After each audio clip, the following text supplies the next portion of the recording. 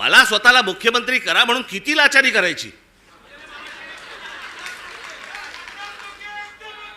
बरं, हे वरती पंतप्रधान देखील माहिती नसेल की खाली काय चाटुगिरी चालू आहे. इथपर्यंत हे कशात येतं?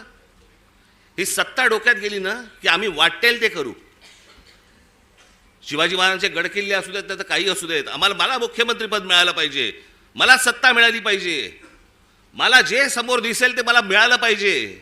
याच्यासाठी ज्यांना ज्यांना काही मला खुश करता येईल ते मला खुश करावं लागेल. मुंबईमधल्या जागा द्यायच्या आहेत, अडाणलेला देऊन टाका, तो बोट ठेवेल तिकडे जागा देत आहेत.